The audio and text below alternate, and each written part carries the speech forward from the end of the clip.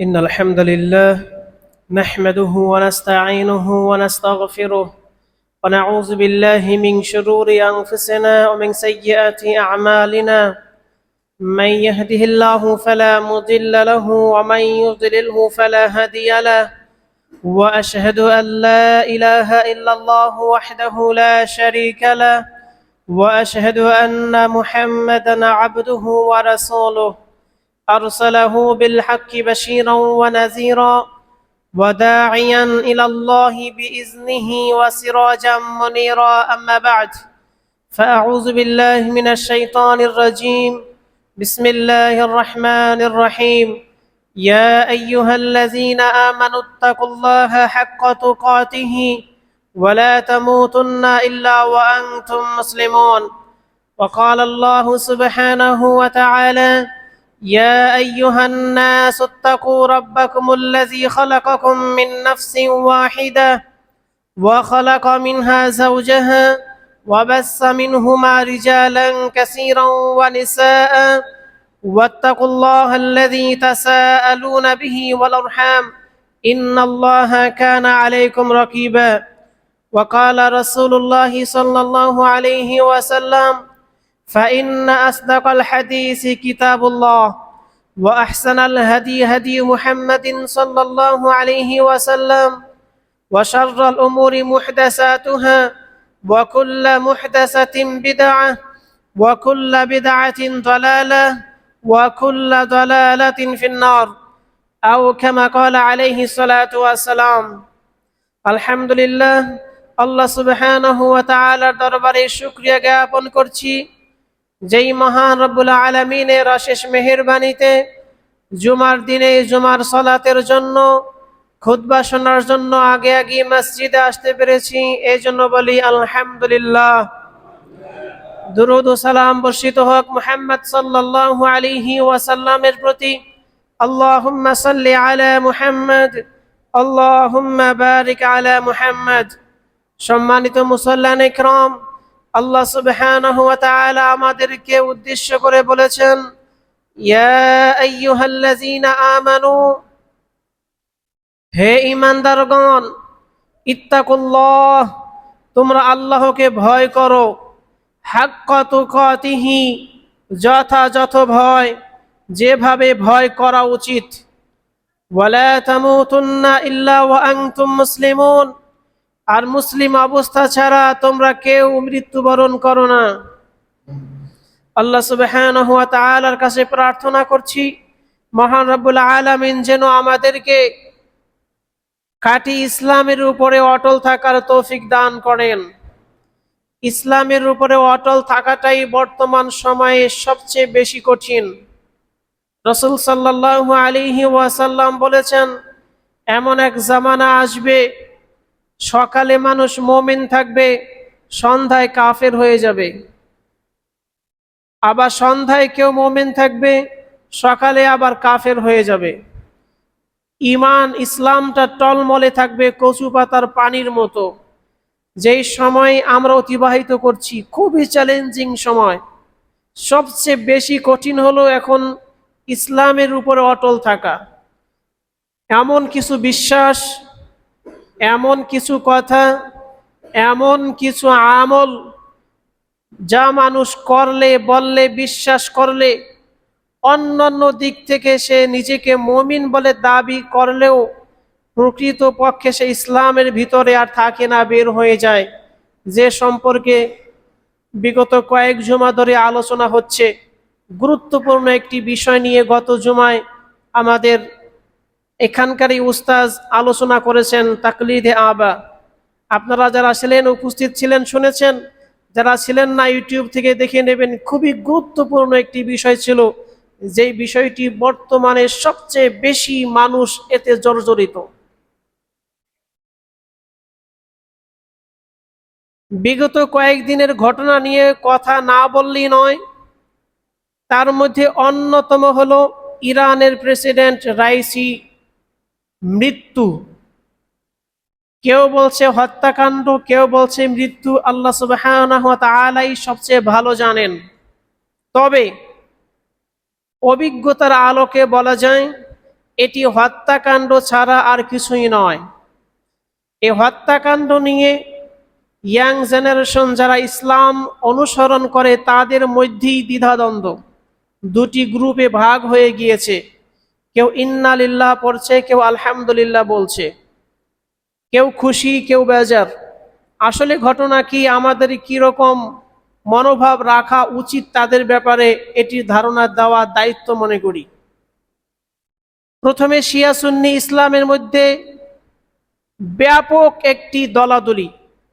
শিয়া সুন্নি সবাই ছিল সুন্নি। আলী রাদিয়াল্লাহু তাআলা আনহুর ক্ষমতাকে কেন্দ্র করে শিয়াতুনা আলী, আলীর সাপোর্টার যারা, এরা একটা দল হয়ে যায়। ইসলাম থেকে এরা সরে গিয়ে এমন কিছু আকীদা পোষণ করে যত দরুন তাদের মধ্যে ঈমান ইসলাম আর অবশিষ্ট থাকে না। সেই সময় থেকে নিয়ে দীর্ঘদিন পর বর্তমান সময়ে শিয়া অনেক দলে বিভক্ত। প্রথমত শিয়ারা ছিল ইসনে আশারা, 12টি দলে বিভক্ত, আর বর্তমানে 72 থেকে 73টা দলে বিভক্ত হলো শুধুমাত্র শিয়ারাই। বিন বাজ রাহিমাহুল্লাহর ফতোয়া ছিল যে বর্তমান সময়ে সামষ্টিকভাবে সকল শিয়াদেরকে কাফের বলা যাবে না, সকল শিয়ারাই কাফের নয়। যদি সুনির্দিষ্টভাবে কারো আকীদা জানা যায় ইসলাম বহির্ভূত, তবে তাদেরকে কাফের অবশ্যই বলতে হবে, বিশ্বাস রাখতে হবে। আর কারো সম্পর্কে যদি জানা না যায় তাহলে তাদের বিষয়ে চুপ থাকতে হবে, হেদায়েতের জন্য দোয়া করতে হবে। আর কারো আকীদা সম্পর্কে যদি সুস্পষ্ট হয় যে আহলুস সুন্নাহ ওয়াল জামাআতের আকীদা পোষণ করে, তবে তো তারা মুমিন মুসলিম, আমাদের ভাই। তবে আন্তর্জাতিক রাজনীতির থেকে বিশ্লেষণ করলে কুফফারদের কাছে শিয়া আর সুন্নি নয়, সবাই মুসলিম। এরা সবার শত্রু, সবাইকেই ধ্বংস করতে চায়। এদের একটি পলিসি হলো সুন্নিদের কাছে গিয়ে ভালো হয় যে শিয়াদেরকে ধ্বংস করতে হবে, আমি তোমাদের সহযোগী। আবার শিয়াদের কাছে গিয়ে বলে সুন্নিদেরকে ধ্বংস করতে হবে, আমি তোমাদের সহযোগী। এরা ইচ্ছা করেই সারা বিশ্বের মধ্যে শিয়া সুন্নি ভাগ করে রেখেছে। কখনো এদেরকে ইন্ধন দেয়, কখনো ওদেরকে ইন্ধন দেয়। বিশ্বের পরাশক্তি বর্তমান সময়ে যদি দুটি ভাগ করি, পশ্চিমা বিশ্ব আর পূর্বের বিশ্ব, রাশিয়া চীন, তাহলে দেখবেন আমেরিকা পশ্চিমা বিশ্ব শিয়াদের এগেনিস্টে, বিপরীতে। এরা ইরান বিরোধী। এর বিপরীতে চীন এবং রাশিয়া যদি দেখেন, তারা আবার শিয়াদের পক্ষে। সিরিয়াতে যত হত্যাকাণ্ড চলছে শিয়াদেরকে সাপোর্ট দিচ্ছে রাশিয়া এবং চীন। এদের শক্তির উপরে ভর করি বাশার আল আসাদ শিয়া। এই সিরিয়ার যে প্রধান, সুন্নিদের উপরে এতটা নির্যাতন নিপীড়ন যা কল্পনার বাইরে তারা করেছে, আজও অবধি চলছে। সেখানেই কোনো ব্যক্তি যদি আবু বকর, ওমর, ওসমান নাম রাখে, আয়েশা নাম রাখে, তাদেরকেও মেরে ফেলা হতো। এমন একটি সময় গিয়েছে, ইরাকেও একই অবস্থা ছিল। এর বিপরীতে সেখানে যারা সুন্নি হয়ে শিয়াদের বিরুদ্ধে যুদ্ধ করছে তাদেরকে সাপোর্ট দিচ্ছে আমেরিকা, পশ্চিমা বিশ্ব, ইউরোপ। রাজনীতির বিশাল চাল। এটি একটি দুটি কথা নিয়ে কারো মন্তব্য শুনে মনোভাব পোষণ করা যাবে না, আকীদা পোষণ করা যাবে না। বিশাল চক্রান্ত। পুরো মধ্যপ্রাচ্যকে এরা ধ্বংস করার জন্য শিয়া সুন্নিদের বিভেদ জড়িয়ে মুসলমানদেরকে হত্যা করছে। সেখানে কে কাকে মুসলমান বলে, এ ওকে মুসলমান বলে বলে দাবি করতে চায় না, বিশ্বাস করতে চায় না। ওকে বলে কাফের, ও ওকে বলে কাফের। এভাবেই চলছে। আমাদের কথা হলো, যারা সুস্পষ্টভাবে কালিমায় বিশ্বাসী নয়, আমরা যেটি কালিমাতুশ শাহাদা বলি, শাহাদাতাইন, আশহাদু আল্লা ইলাহা ইল্লাল্লাহ ওয়া আন্না মুহাম্মাদার রাসূলুল্লাহ, যে একমাত্র আল্লাহ সুবহানাহু ওয়া তাআলাই হলেন হক ইলাহ, আর মুহাম্মদ সাল্লাল্লাহু আলাইহি ওয়াসাল্লাম হলেন আল্লাহর প্রেরিত রাসূল। এর প্রতি যারা বিশ্বাস রাখে, বাড়ায়ও না কমায়ও না। এরপরে কাবাকে যারা কিবলা হিসেবে মেনে নেয়, মুসলমানদের জাবেহ করা পশুর গোশত যারা খায়, এরাই হলো মুমিন মুসলিম। এরপরে অন্যান্য আমলগত ফিকার মাসালাগত ত্রুটি থাকলে যতটুকু বিরোধ থাকবে ততটুকু বিরক্তি থাকবে, কিন্তু তাদেরকে কাফের হিসেবে আমরা সাব্যস্ত করি না।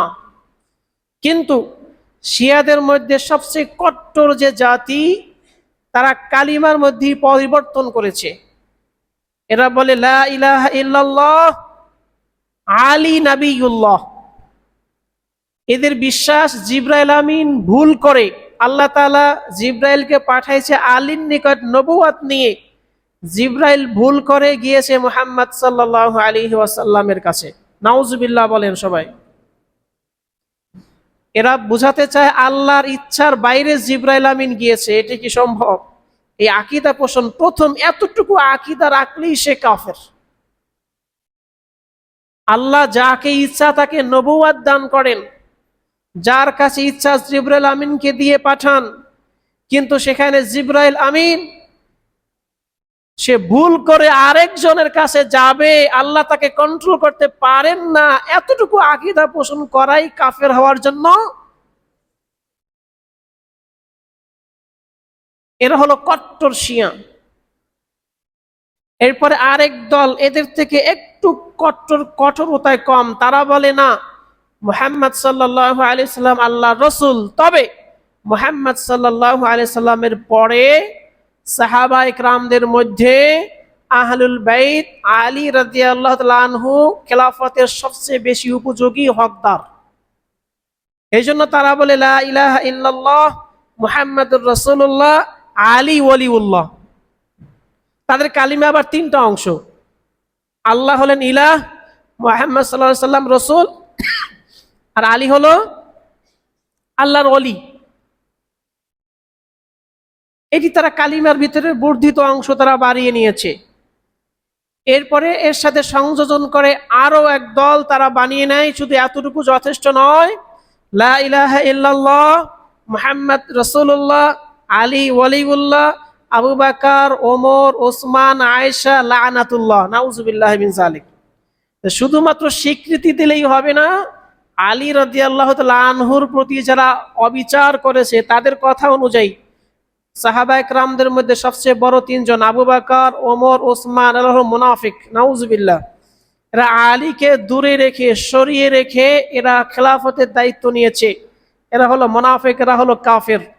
এদের প্রতি লানাত না করা পর্যন্ত কেউ শিয়া মুসলিম হতে পারবে না। এই হলো আরেক দল। এইরকম বিভিন্ন দলে বিভক্ত, এবং এরা মনে করে পৃথিবীর মধ্যে সবচেয়ে পবিত্রতম জায়গা হলো কারবালার ময়দান। কাজী কেউ যদি সলাত আদায় করে কারবালার মাটিতে সিজদা না করলে তার সলাত হবে না। এই জন্য কারবালার মাটি দিয়ে তারা ছোট ছোট পাথর বা মাটি দিয়ে বানিয়ে তারা সাথে রাখে, যেই জায়গায় যাবে। এমনকি আমি মক্কাতুল মুকাররমায় দেখেছি সলাতের সময় এরা পকেট থেকে কি যেন বের করে সামনে রাখে, সেই জায়গায় সিজদা দেয়।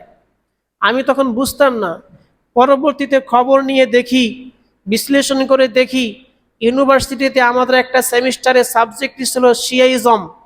শিয়াদের কি কি ভ্রান্ত আকীদা, ব্যাপক একটি সাবজেক্ট ছিল আমাদের।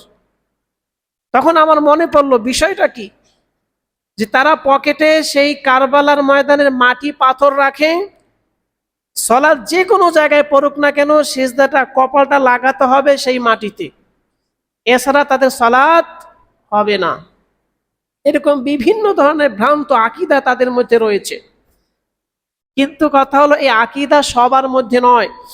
বর্তমান সময়ে কট্টর মাযহাবীরা যেরকম ভাবে ইসলাম সম্পর্কে জেনে শুনে বুঝে সঠিক ইসলামের পথে আসছে শিক্ষিত যুবক যুবতীরা, ঠিক তদ্রূপ ভাবে শিয়াদের মধ্যেও যারা শিক্ষিত ইসলাম সম্পর্কে স্টাডি করে, জানার চেষ্টা করে, তারা কট্টর শিয়াইজম থেকে সরে আস্তে আস্তে সুন্নি মুসলিম হয়ে যাচ্ছে আলহামদুলিল্লাহ।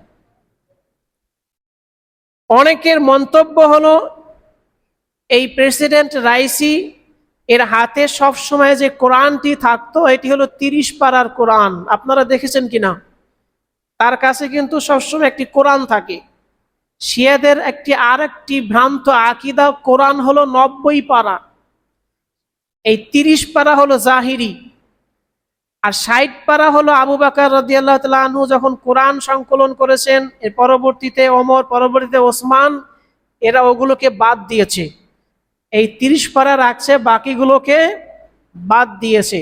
এগুলো গোপন, এগুলো সিনা ছিল। এরা সিনার মাধ্যমে, শোনার মাধ্যমে, মুখস্থ করার মাধ্যমে একজনের সিনা থেকে আরেকজনের সিনায় গেছে, লিখিতভাবে ছিল না, নাই। এই জন্য অতিরিক্ত 60 পারা কোরআন আছে। এই বিশ্বাস যারা করবে তারাও কি কাফের। কোরআন সংরক্ষণের দায়িত্ব নিয়েছেন স্বয়ং আল্লাহ সুবহানাহু ওয়া তাআলা। ইন্না নাহনু নাযালনা যিকরা ওয়া ইন্না লাহু লাহাফিজুন। আল্লাহ সুবহানাহু ওয়া তাআলা সুস্পষ্টভাবে ঘোষণা দিয়েছে, আমি কোরআন নাজিল করেছি, আমি কোরআনকে হেফাজত করব। তাদের এই আকীদা টিকবে না। তো প্রেসিডেন্ট রাইসির কাছে যে কোরআন থাকতো সেটি 30 পারার কোরআন, এবং উনি হলেন ইরানের প্রধান বিচারপতি ছিলেন, শিক্ষিত মানুষ, অনেক শিক্ষিত। তো উনিও ওনার মধ্যে কট্টর শিয়াইজম থেকে সরে এসে আস্তে আস্তে সে সুন্নিদের কাছাকাছি চলে এসেছেন। এইরকম অনেক উলামায়ে কেরামের মন্তব্য আমি শুনেছি, আল্লাহ তাআলা ভালো জানেন। তবে তার বাহ্যিক রূপ এবং তার সাথে যে কোরআন থাকতো, এবং সে যেভাবে ফিলিস্তিনকে নিয়ে কাজ করেছেন, ফিলিস্তিনের পক্ষে, মুসলমানদের পক্ষে সোচ্চার ছিলেন, এই জন্যই মুসলিমরা তার প্রতি একটু সফট কর্নার, অনুভূতিশীল, ভালো হিসেবেই তাকে জানতো।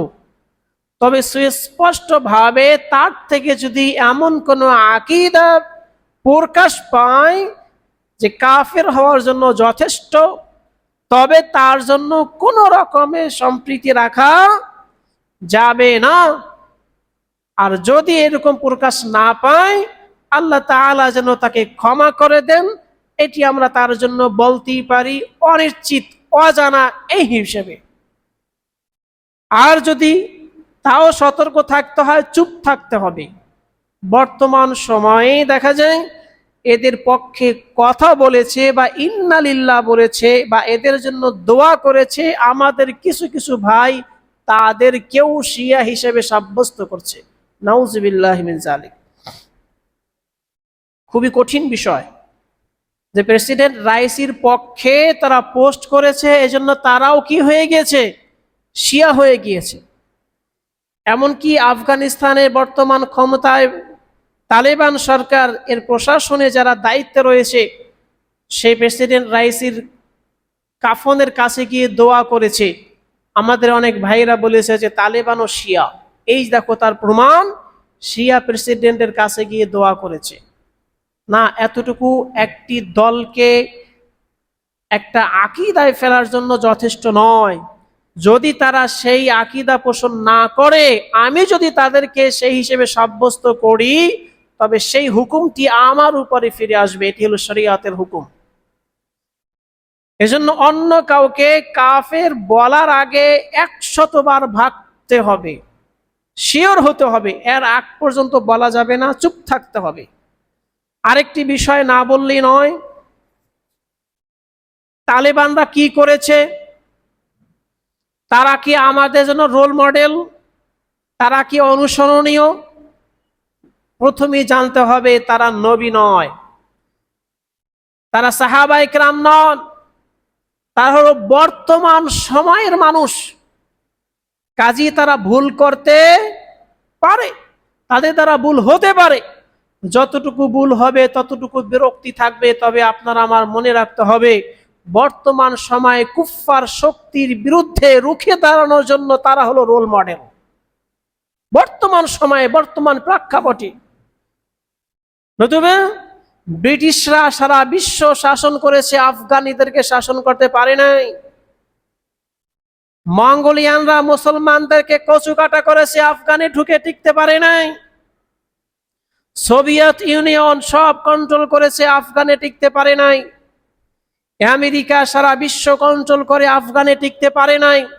সেই জাতি হলো বর্তমান বিশ্বের জন্য, মুসলমানদের জন্য রোল মডেল।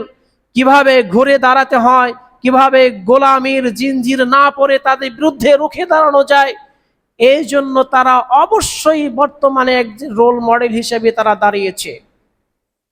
আরো জানা থাকতে হবে, আফগানের প্রশাসনিকভাবে বাইরে যারা কাজ করে, মিডিয়ায় যারা কাজ করে, তারা আফগানের মূল নেতৃত্ব, তালেবানদের মূল নেতৃত্ব নয়। মূল নেতৃত্ব হলো মিডিয়ার বাইরে। তাদের সম্পর্কে আপনি আমি জানি না বিধায় কথা বলতে পারি না। মিডিয়ার সামনে যারা আসে তারা হলো তাদেরকে প্রেজেন্ট করে যারা বিশ্বের বর্তমান সময়ে সবার সাথে তাল দিয়ে চলতে পারে। কাজী তাদেরকে দেখি পুরো তালিবানকে মাফা সম্ভব নয়। আল্লাহ তাআলা আমাদেরকে বোঝার তৌফিক দান করুন, আমিন। আরেকটি বিষয় আপনাদেরকে মনে করিয়ে দিতে চাই, কিছুদিন যাবত একটি বাংলাদেশের ঝিনাইদহের এমপির হত্যাকাণ্ড নিয়ে তোলপাড় চলছে। আনারুল ইসলাম, এর সম্পর্কে এতটুকু না বললেই নয়। জুলুম যদি কেউ পৃথিবীতে কারো প্রতি করে, সে জুলুম নিজের দিকে ফিরে আসবেই, দুনিয়াতেও আসবে, আখিরাতে তো রয়েছেই। এই ঝিনাইদহে সোহান নামের এক যুবক, যে কোনো একটি ইসলামিক দলের কর্মী, তাকে গ্রেফতার করে নিয়ে যায়। তার পরিবার গিয়ে তার কাছে কান্নাকাটি করে তাকে মুক্তি দেওয়ার জন্য, তাদেরকে ফিরিয়ে দেয়। 300 পরিবার তার কাছে গিয়ে আবেদন করে একে ফিরিয়ে দেন, এ পরবর্তী থেকে আপনার দল করবে। আমরা দেখেছি নিউজে, সে তখন বলেছিল আওয়ামী লীগ করার মতো লোক অনেক আছে। তার পরের দিন এই সোহান নামক যুবকের লাশ পাওয়া গিয়েছে, তার চোখ দুটি নেই। সেই দিন সোহানের মা কান্না করে বলেছিল, আমার ছেলেকে মেরেই যেহেতু ফেলবে, চোখ দুটি তুললে কেন? মেরেই তো ফেলেছো, মেরেই তো যেহেতু ফেলবে, চোখ দুটি কেন তুললে? একটা মানুষকে দুটি চোখ তুলে তারপরে হত্যা করা কতটা নির্মম ভাবে কষ্ট দিয়ে হত্যা করা হয়েছিল সেই দিন। বেশি দিন যায়নি, আজ তার মেয়ে মিডিয়ার সামনে এসে বলছে, এক টুকরা আমার বাবার মাংস হলেও আমাদের কাছে দাও, যে পুরো বডি চাই না, এক টুকরো মাংস হলেও আমাদেরকে দাও। এটি কি কষ্ট লাগার কথা না? যে আমার বাবাকে হত্যা করা হয়েছে, তো লাশ পাবো, জানাজা দেব, দাফন দেব, তাও তো আত্মা শান্তি পাবো। আমার বাবার কবরটা আছে, দাফন দিতে পেরেছি, জানাজা দিতে পেরেছি, কিছুই পাওয়া যাচ্ছে না, এক টুকরো মাংসও পাওয়া যাচ্ছে না। আমি আপনাদেরকে বলতে চাই, জুলুম কারো প্রতি করাটা এটি পৃথিবীতেও যে কিভাবে ফিরে আসে চিন্তা করেন, এটি আমাদের জন্য নিদর্শন। ক্ষমতা বেশি দিন থাকে না, যে চেয়ারই বসে থাকেন না কেন, সে চেয়ার বেশি দিন থাকবে না। আরেকটি দৃষ্টান্ত হলো বেনজির, তার কোনো নজির নাই। বাংলার ইতিহাসে এত ক্ষমতাধর পুলিশ কর্মকর্তা ছিল না, মিডিয়ায় প্রকাশ। আজ তার পরিণতি কি? কয়দিন ক্ষমতা, কয়দিনের? এর পরেও মানুষ বুঝে না। এত দৃষ্টান্ত আসে বনি ইসরায়েলদের প্রতি, এত দৃষ্টান্ত, এত নিদর্শন, যখন আসে তখন একটু বুঝে, আবার চলে যায়, আবার ভুলে যায়। বনি ইসরায়েলদের ঘটনা কোরআনে এত পরিমাণে আল্লাহ সুবহানাহু ওয়া তাআলা বলেছেন যা অন্য কোন জাতি সম্পর্কে বলেননি। এর কারণ কি? এর কারণ হলো বনি ইসরায়েলদের বৈশিষ্ট্য এই উম্মতের মধ্যেও পরতে পরতে ঢুকে যাবে, পরতে পরতে ঢুকে যাবে। কাজী যে যেখানে যতটুকু পাওয়ার নিয়ে আছেন আপনার পাওয়ারটা ইসলামের পথে ব্যয় করুন। সম্মান দুনিয়াতেও পাবেন, আখিরাতেও পাবেন। আর ইসলামের বিপরীতে যদি আপনার ক্ষমতা লাগান, সেই ক্ষমতাই আপনার জন্য কাল হয়ে আসবে, কাল হয়ে আসবে, অপমান, লাঞ্ছনা, বঞ্চনা বয়ে নিয়ে আসবে। আল্লাহ তাআলা আমাদেরকে বোঝার তৌফিক দান করুন, আমিন। সম্মানিত মুসল্লিন ইকরাম, আমাদের আলোচনা চলছিল ইসলাম ভঙ্গের কারণ। অন্যতম একটি কারণ হলো ইসলাম থেকে মুখ ফিরিয়ে নেওয়া। ইসলামের যে আমল, শরীয়তের যে আমল আল্লাহ সুবহানাহু ওয়া তাআলা দিয়েছেন, মুহাম্মদ সাল্লাল্লাহু আলাইহি ওয়াসাল্লাম শিক্ষা দিয়ে গিয়েছেন, তার প্রতি ভ্রুক্ষেপ না করা, তোয়াক্কা না করা, এড়িয়ে চলা, দিনকে দিন এভাবেই চলে যাচ্ছে, সপ্তাহ চলে যাচ্ছে, মাস চলে যাচ্ছে, বছর চলে যাচ্ছে, পুরো জিন্দেগি চলে যাচ্ছে, অবস্থায় মারা যাচ্ছে, কাফের হয়ে মারা যাচ্ছে। ইসলাম থেকে মুখ ফিরিয়ে নেওয়া, ইসলাম অনুযায়ী আমল না করা, ইসলামের শিক্ষা অর্জন না করা, গুরুত্ব না দেওয়া, সেটি ব্যক্তি পর্যায় থেকে শুরু করে রাষ্ট্রীয় পর্যায় পর্যন্ত হতে পারে। বাংলাদেশের শিক্ষা সিলেবাসে ইসলামিক শিক্ষা অনেক ছিল। এক সময় এখানকার স্কুলের সিলেবাস কমপ্লিট করলে একজন খাঁটি মুসলমানের যতটুকু ইলম দরকার ততটুকু ইলম শিক্ষা সিলেবাসে ছিল। এরপরে দিনকে দিন এমনরা ক্ষমতায় এসেছে, এই শিক্ষা কারিকুলামের দায়িত্ব ছিল, তারা নিজেরা চায়নি ইসলামী শিক্ষা আমল করা, এবং জাতীয় যেন শিক্ষা অর্জন করতে না পারে, আস্তে আস্তে আস্তে আস্তে বন্ধ করে দিয়ে আজ ইসলামের বিপরীত শিক্ষা দেওয়া হচ্ছে। কাফের হওয়ার জন্য এতটুকুই যথেষ্ট। কাফের হওয়ার জন্য ব্যক্তি পর্যায়ে ছোট ছোট আমল আমি জানি এটি ইসলামের আমল, প্রমাণিত আমল, সেটিকে করছি না, এড়িয়ে যাচ্ছি। উদাহরণ হিসেবে যদি বলি, টাকনু গিরার নিচে প্যান্ট পাজামা লুঙ্গি পরা হারাম, এটি আমরা সবাই জানি। তারপরেও যারা ভ্রুক্ষেপ করে না, এভাবেই চলছে, এটাকে গুরুত্ব দেয় না, এটিকে ছোট মনে করছে, আস্তে আস্তে সে ইসলামের অনেক বড় বড় আমলকেও সে অস্বীকৃতি জানায়, ভ্রুক্ষেপ করে না, এড়িয়ে চলে। এরকম করতে করতেই এক সময় সে ব্যক্তি কাফের হয়ে যায়। আল্লাহ সুবহানাহু ওয়া তাআলা বলেন সূরা সাজদার 22 নম্বর আয়াত, ওমান আযলামু, তার থেকে বড় জালেম আর কে হতে পারে, মিম্মান যুক্কিরা বিআয়াতি রাব্বিহি, যাকে তার রবের আয়াত দিয়ে উপদেশ দেওয়া হয়, সুম্মা আ'রাদা আনহা, অথচ সে তা থেকে মুখ ফিরিয়ে নেয়। তাকে যদি বলা হয় এটি কোরআন এবং সহিহ হাদিস অনুসারে, সুন্নাহ অনুসারে এই আমল, এর পরেও যদি সে মুখ ফিরিয়ে নেয়, ইন্না মিনাল মুজরিমিনা মুনতাকিমুন, নিশ্চয়ই আমি এই অপরাধীদেরকে শাস্তি দেব, এইরকম পর্যায়ে যদি হয়, সে মুখ ফিরিয়ে নেয়, এরকম করতে করতে এক সময় সে ব্যক্তি কাফের হয়ে যায়। ইসলামের ছোট ছোট আমলকে অ্যাভয়েড করা, এই যে ধারাবাহিকতা চলে, এক সময় সে পুরো ইসলামকে অস্বীকার করে বসে। সে চায় না তার পরিবার ইসলাম শিখুক, সে চায় না তার জাতি ইসলাম শিখুক, সে চায় না পুরো দেশে ইসলামের নীতি রীতি অনুসরণ করা হোক, সে ইসলামের বিরোধী হয়ে যায়। এক সময় ইসলামের বিরুদ্ধে আচরণ করে, এক সময় সে ব্যক্তি কাফের হয়ে যায়। আল্লাহ সুবহানাহু ওয়া তাআলা সূরা তাহার 124, 25, 26 নম্বর আয়াতে বলেন, ওমান আ'রাদা আন যিকরি, প্রত্যেকেই নিজের কথা চিন্তা করে দেখুন আল্লাহ সুবহানাহু ওয়া তাআলা কিভাবে বলেছেন। ওমান আ'রাদা আন যিকরি, যে ব্যক্তি আমার জিকির থেকে মুখ ফিরিয়ে নেবে, আমার জিকির বলতে আল কোরআন, মহাগ্রন্থ, মহাসংবিধান আল কোরআন, এই কোরআন থেকে যে মুখ ফিরিয়ে নেবে, ফাইন্না লাহু মাঈশাতান দানকা, নিশ্চয়ই তার জীবিকা হবে সংকীর্ণ, দুনিয়ার জীবন জীবিকাই হয়ে যাবে তার জন্য সংকীর্ণ। ওয়া নাহশুরুহু ইয়াওমাল কিয়ামাতি আ'মা, এবং হাসরের ময়দানে আমি তাকে উপস্থিত করব অন্ধ অবস্থায়।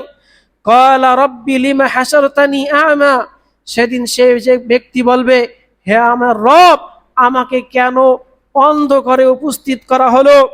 ওয়াকাদ কুনতু বাসীরা, অথচ আমি তো ছিলাম চক্ষুষ্মান, আমার তো চোখ ছিল, আমি তো সবই দেখতাম, আজকে আমি অন্ধ কেন?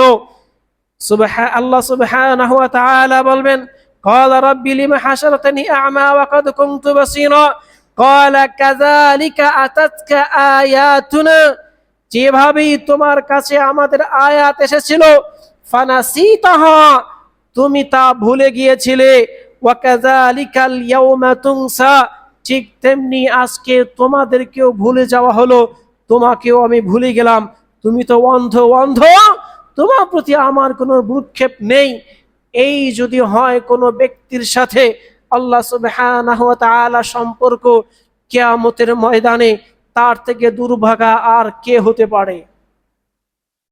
এজন্যই আপনাকে আমি বলছি, কোরআনের যতটুকু জানেন এটুকু সংরক্ষণ করেন, কোরআন সম্পর্কে জানার চেষ্টা করেন, কোরআন অনুযায়ী নিজের জীবন পরিচালনা করার চেষ্টা করেন, নতুবা এই পরিণতির সম্মুখীন হতে হবে। আল্লাহ সুবহানাহু ওয়া তাআলা আমাদেরকে বোঝার উপলব্ধি করা তৌফিক দান করেন। বোঝার জন্য আপনাদেরকে বলছি, কোরআনের সাথে যে যতটুকু লেগে থাকবে সে তার জীবন জীবিকা তত প্রশস্ত দেখতে পাবে, শান্তিতে থাকতে পারবে, অন্তরে প্রশান্তি পাবে। আর যে কোরআন থেকে যত দূরে থাকবে, দুনিয়াতে যতই সম্পদের মালিক হোক না কেন, যত ক্ষমতার মালিক হোক না কেন, তার অন্তরে প্রশান্তি দুনিয়াতে আসবে না। আল্লাহ সুবহানাহু ওয়া তাআলা বলেছেন, ফাইন্না লাহু মাঈশাতান দানকা, তার জীবিকা হয়ে যায় সংকীর্ণ, তার দুনিয়া হয়ে যায় সংকীর্ণ, শান্তি পাওয়ার মতো কোনো জায়গায় অবশিষ্ট থাকে না। এত এত টাকা পয়সা কামানোর পরও শান্তি পায় না, পরিবারে যায়, শিক্ষা সফরে যায়, ভ্রমণে, আনন্দ ভ্রমণ, বিভিন্ন দেশে ভ্রমণ করতে যায়, কিন্তু কোনো শান্তি নেই। অন্যদিকে দেখেন, কোরআনের সাথে যে যত বেশি লেগে থাকে, ধন সম্পদ ক্ষমতায় সে কম হলেও অন্তরে প্রশান্তি তার বেশি, যার জ্বলন্ত প্রমাণ বর্তমান সময়ের নুরানি নাজরা হেফজ বিভাগের শিক্ষকদেরকে দেখলে বোঝা যায়। কোরআনের সাথে লেগে আছে তারা, কোরআন শিক্ষা দিচ্ছে, প্রতিষ্ঠানের নিম্ন পর্যায়ে তারা আছে, প্রাতিষ্ঠানিকভাবেও বড় ক্ষমতার অধিকারী তারা নন, বড় সম্পদের অধিকারীও তারা নয়, অল্প বেতনে চাকরি করে, কিন্তু তাদের কাছে গিয়ে গল্প করে দেখেন, আলহামদুলিল্লাহ, তারা কতটা প্রশান্তিময় জীবন যাপন করছে। প্রতিষ্ঠানের প্রধানও সেই শান্তি পাচ্ছে না, কমিটিরাও সেই শান্তি পাচ্ছে না, বড় সম্পদশালী বড় ক্ষমতার অধিকারী তারা তো পাচ্ছে না। কিন্তু এই কোরআনের সাথে লেগে থাকার কারণে এটি আল্লাহ সুবহানাহু ওয়া তাআলার একটি ওয়াদা, যে কোরআন থেকে যারা মুখ ফিরে নেবে, দূরে সরে যাবে, দূরে যাবে, তাদের মাঈশাতান দানকা, তাদের জীবিকা হবে সংকীর্ণ। আর যারা কোরআনের সাথে লেগে থাকবে তাদেরটা হবে প্রশস্ত। বাইরের থেকে দেখলে বোঝা যাবে না এই জীবিকা সংকীর্ণ, এটি হলো অন্তরের বিষয়। প্রথম দিকে কতটুকু শান্তিতে আছে এটি সে অন্তর জানে, দেখবেন তার কোনো ঝুট ঝামেলা নাই, পেরেশানি নাই, অল্প বেতনে যতটুকু পায় ততটুকু বেতন দিয়ে সে বাজার করে সুখে শান্তিতে পরিবার নিয়ে বেঁচে আসে, আলহামদুলিল্লাহ। আপনাকে বলছি, আপনি যে পদেই থাকুক না কারণ কোরআনের সাথে সম্পর্ক বজায় রাখেন, কোরআনের কাছে আসেন, দেখবেন আপনিও আস্তে আস্তে শান্তি প্রশান্তি পাচ্ছেন। আর কোরআন থেকে সরে যাবেন, আস্তে আস্তে আপনার জীবন জীবিকা সংকীর্ণ হয়ে যাবে দুনিয়াতেই, আর আখিরাতে তো রয়েছেই। আল্লাহ তাআলা আমাদেরকে বোঝার উপলব্ধি করার তৌফিক দান করুন, আমিন।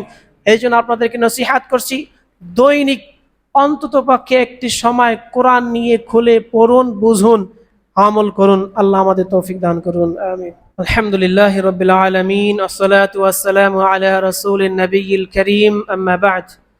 আউযু বিল্লাহি মিনাশ শাইতানির রাজীম, বিসমিল্লাহির রাহমানির রাহিম।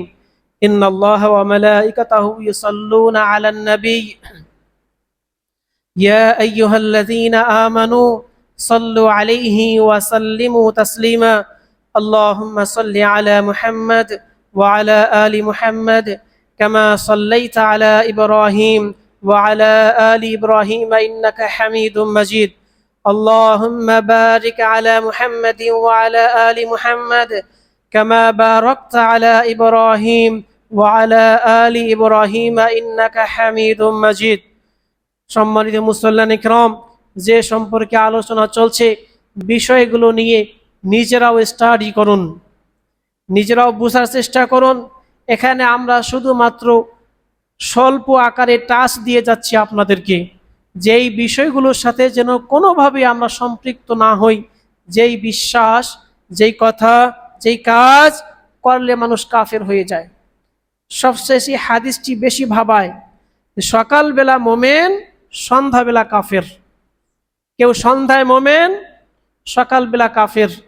না জানি আপনার আমার কি অবস্থা হয়, কি পরিণতি হয়। যেই ফিতনা চলছে সারা বিশ্বে, যেই ফিতনা চলছে পরিবারগুলোতে, যেই ফিতনা চলছে নিজেদের আয় রোজগার করতে গিয়ে, জীবিকা নির্বাহ করতে গিয়ে পুরুষ লোক যেই চ্যালেঞ্জ মোকাবেলা করছে, তাতে ঈমান টিকিয়ে রাখা খুবই দুরূহ ব্যাপার। খুবই, হয়তো আমরা 5 ওয়াক্ত সালাত ঠিকমতো আদায় করতে পারছি, আলহামদুলিল্লাহ।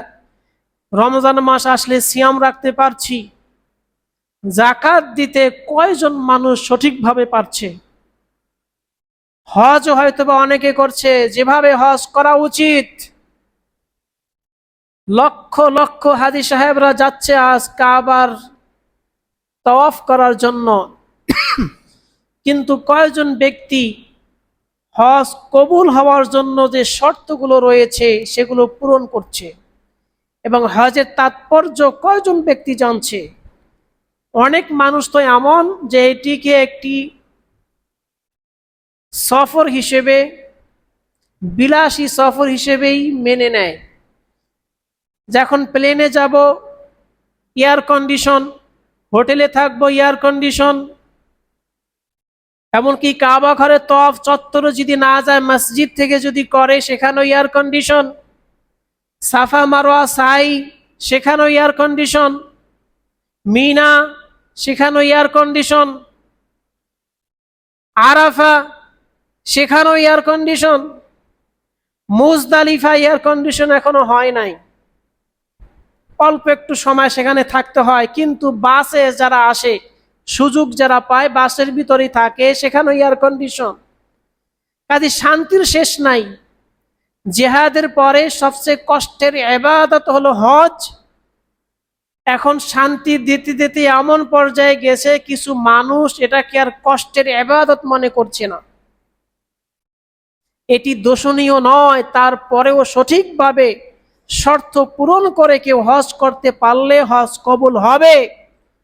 তবে অনেক মানুষ হজের তাৎপর্য না বুঝেই এভাবে কিছু আনুষ্ঠানিকতা শেষ করে আসে, নিজেদের হাজি হিসেবে জাহির করে।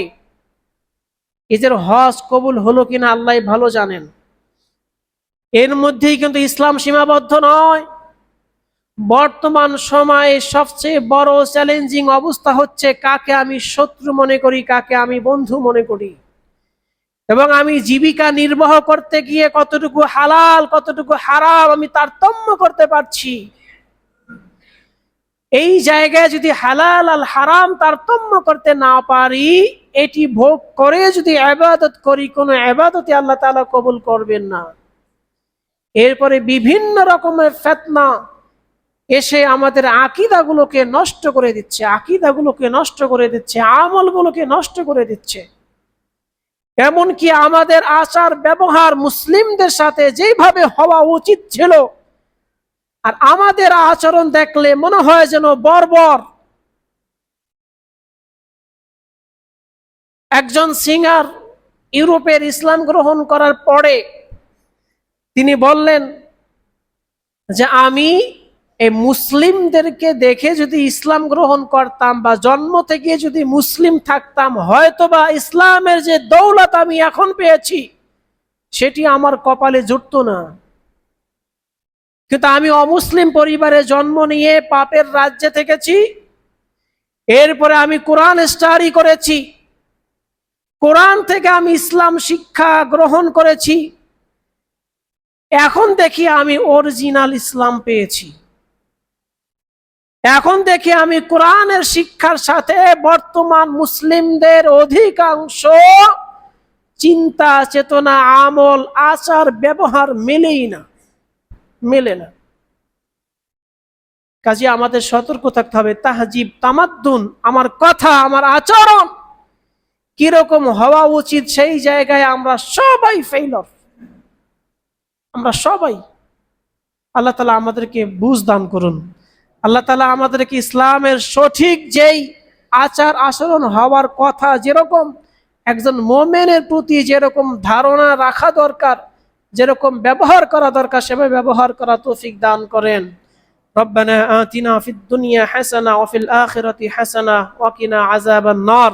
রব্বানা ফাগফির লানা যুনুবানা ওয়া কাফফির আন্না সাইয়্যাতিনা ওয়া তাওয়াফফানা মা'আল আবরার। وقال الله تعالى فاذكروني أذكركم واشكروا لي ولا تكفرون। أقيموا الصلاة।